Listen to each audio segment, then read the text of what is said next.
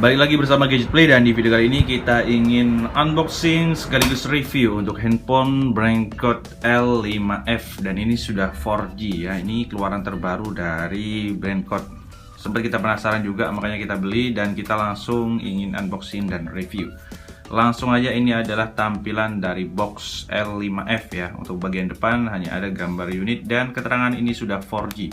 Untuk bagian samping sebelah kiri hanya tulisan BrainCode saja, sebelah kanan itu sama. Dan di bagian atas kita menemukan ada keterangan warna dan email ya. Dan ini kita ambil warna purple, dan ini ada keterangannya 3 warna, ada blue, red, sama purple. Dan di sini ada beberapa kunci spesifikasi yang diunggulkan dari BrainCode L5F ini. Yang pertama ada keterangan RAM dan ROM-nya ya. Ini untuk RAM-nya udah menggunakan 3 GB dan storage 16 GB. Ditambah dengan Face Unlock Android 7.1 atau Nugget ya. Oke, langsung aja kita buka box-nya ya. Kalau kalian beli handphone ini, nanti kalian akan mendapatkan beberapa bonus ya. Dan ini unit handphonenya, kita taruh aja dulu.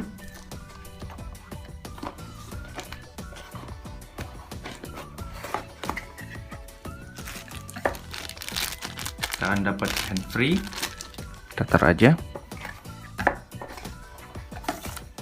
Dan ini baterainya masih baterai lepas, belum baterai tanam. Dan ini kepala charger, kita buka aja ya. Untuk kepala chargernya ini kira-kira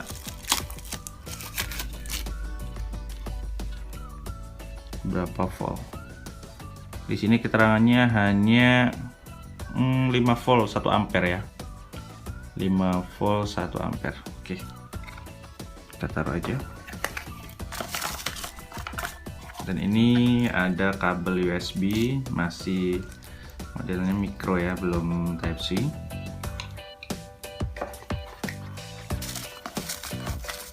Ada kitab-kitab dan kartu garansi seperti biasa. Ini garansi resmi ya, BrainCode ya. Jadi ya rekomendasi buat kalian yang cari handphone harga 700 ribuan tapi resmi, biar emailnya nggak keblokir oleh pemerintah ya. Dan kita juga akan dapetin soft case. Namanya juga soft, berarti lembut ya. Ini lembut banget. Oke. Kita akan beresin aja dulu ini. Setelah itu kita langsung review ya, biar nggak kelihatan rame banget. Dan ini ada tampilan awal dari BrainCode L5F. Kesan awal saya megang handphone ini sih lumayan cakep ya di tangan, karena ukuran layarnya udah lumayan gede, yaitu 6 inch dengan tampilan yang masih lumayan klasik ya. Ini belum full screen, masih layar-layar kuno gitu, tapi ini lumayan kalau buat kalian menggunakan sosial media karena layarnya udah lebar banget. Dan untuk bagian sebelah kanan ini ada tombol power dan juga volume. Di bagian sebelah kiri ini polosan, nyaris nggak ada apa-apa. Untuk bagian atas hanya ada port micro USB dan juga ada ini ya, jack audio. Bagian bawah hanya ada speaker saja. Dan ini belum Type C ya. Ini masih USB micro, jadi belum Type C. Dan di sini juga kita udah menginstal beberapa aplikasi yang nanti akan kita tes, baik games, AIDA, WhatsApp, ada juga YouTube. Apakah multitaskingnya oke atau enggak? Nanti kita saksikan bersama-sama ya. Dan untuk desain belakangnya kalian bisa lihat, ini kelihatan lumayan mewah banget. Ini masih ada plastiknya, belum saya copot ya. Eman banget mau saya copot karena ini desainnya itu polikarbonat dan nyaris seperti kaca feel-nya ya. Nah, padahal bukan. Kalian bisa dengerin, ini plastik. Makanya kalau saya copot nanti kelihatan kayak nempel sidik jari gitu. Jadi kayak eman ya. Desain belakang oke. Bagian kameranya kayak model Samsung S10 ya. Dan ini ada 1, 2, 3, 4. Ada 4 kamera. Tapi kalau keterangannya hanya ada satu yang berfungsi, jadi ini hanya gimmick aja. Yang 3 ini nggak ada ini ya. Ini ada flashnya. Oke, langsung aja yang pertama kita langsung cek untuk kameranya mungkin ya, biar kalian yakin bagaimana tampilan dari kameranya.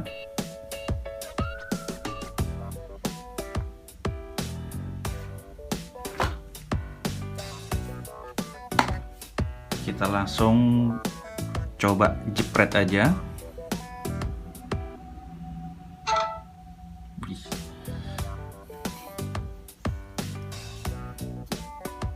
Nah, ini dia hasil dari jepretan kamera Brandcott L5F.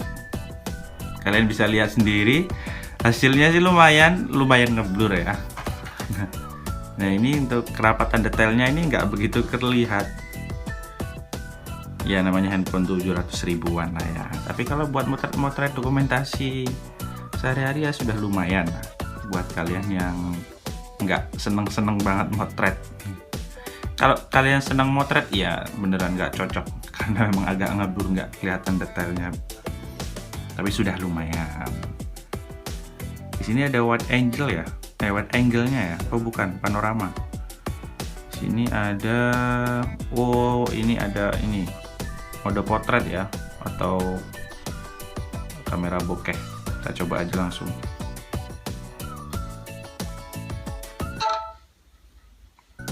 Oke, ini dia hasilnya, dan ini tuh hasilnya kurang bagus, beneran kurang bagus karena detailnya nggak dapet ya, yang di blur yang mana. Ini nyaris hanya blok sini aja yang kelihatan, untuk bagian sini ngeblur semua. Padahal seharusnya kan kalau bunga dipotret sebelah sininya aja untuk latar belakangnya yang ngeblur, tapi ini nyaris hampir ngeblur semua. Ya tapi lumayan lah ya, kalian juga bisa menikmati mode bokeh. Usai bahas kamera, kita lanjut ke multitasking ya. Yang pertama kita buka musik.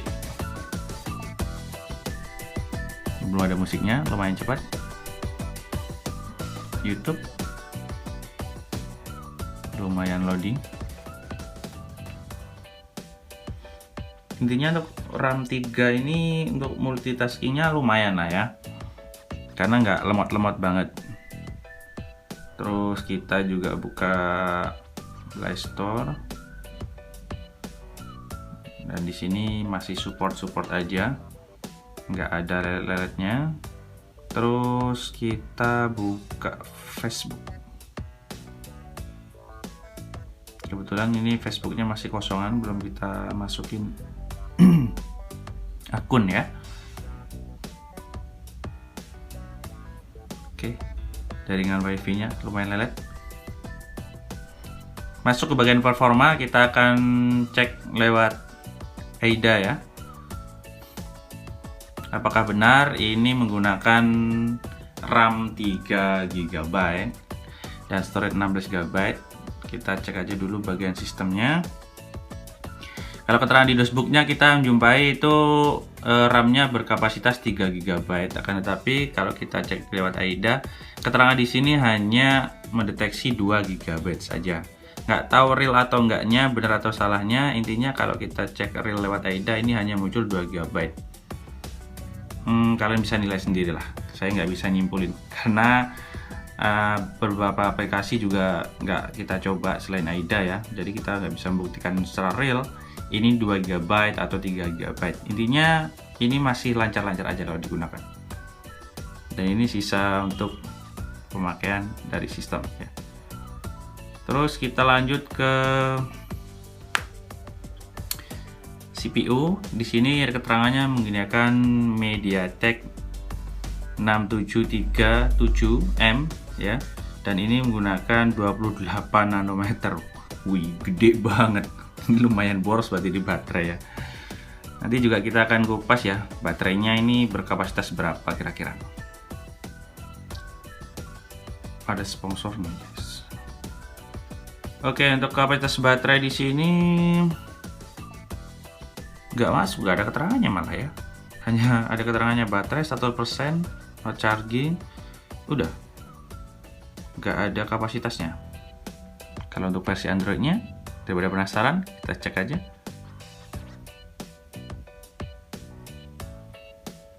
Versi 7.0, bener Nugget ya.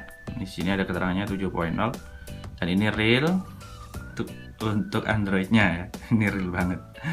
Sangat disayangkan tadi kapasitas baterainya nggak bisa dicek, sama RAM-nya juga keterangannya hanya 2 GB saja. Dan ini menggunakan MediaTek.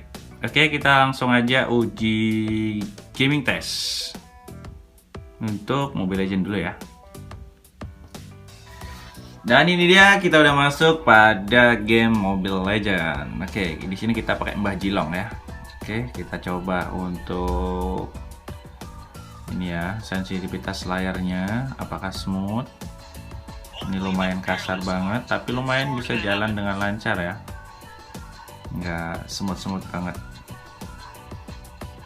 Oke, kita uji nyari kill dulu.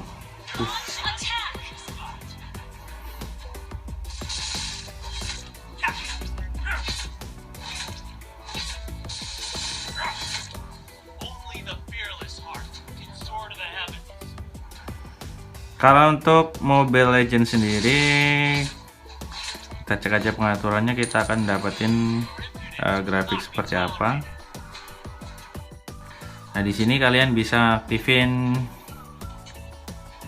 udah bisa ini ya, untuk frame rate tingginya ini udah bisa aktif semua, dan untuk grafiknya dimentok di, nah ini udah bisa tinggi loh. Nih. Walaupun nggak bisa sangat tinggi, tapi kita bisa dapetin pengaturan di yang paling level tinggi. Sini bisa kalian mainkan di medium, bisa mainkan di mode tinggi, dan juga ini semua udah bisa tinggi pengaturannya ya. Bisa kalian aktifin semua, dan kemungkinan handphone ini juga sedikit panas ya kalau diaktifin semua untuk mode yang sangat tinggi. Grafiknya sih nggak begitu kelihatan bagus karena emang dia sesuai dengan harga ya. Harganya nggak begitu mahal, tapi ini sudah lumayan bagi kalian yang pengen nyari handphone murah tapi bisa nikmati Mobile Legends. Ini lumayan rekomendasi. Oke. Kalau buat beban game berat aja udah kuat, berarti otomatis untuk game ringan ya pasti kuat lah ya. Jadi nggak perlu kita tes aja mungkin untuk game-game ringannya, karena kesimpulannya di sini kalau untuk L5F ini sudah mampu buat game. Hanya saja dari tampilan grafiknya nggak begitu bagus seperti handphone mahal. Namanya juga HP lokal biasa ya. Oh ya, tadi kita juga udah cek untuk kapasitas baterainya. Tadi kan nggak ditampilin di AIDA, ternyata baterainya itu berkapasitas 3200 mAh. Nah, itu udah lumayan lah ya untuk pemakaian sehari-hari.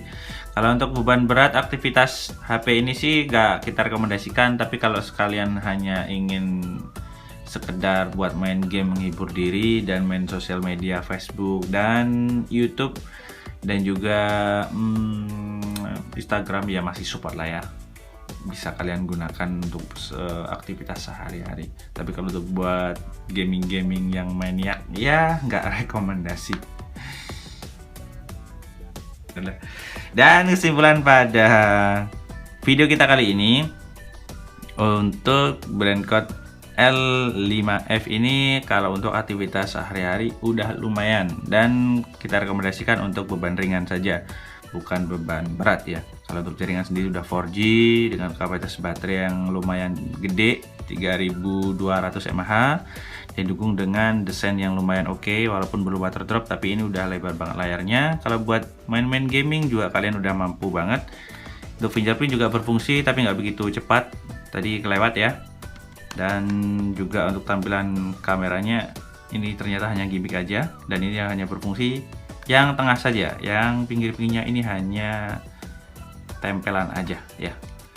Oke, mungkin itu aja review dari handphone L5F. Mungkin kalian bisa komen di kolom komentar kalau ada yang sekiranya kurang, dan kita juga minta sarannya untuk kedepannya kita akan review handphone apa ya. Terima kasih, jangan lupa like dan subscribe agar channel kita tetap maju dan bisa memberikan seputar informasi terkait gadget-gadget yang terupdate ya. Bye bye.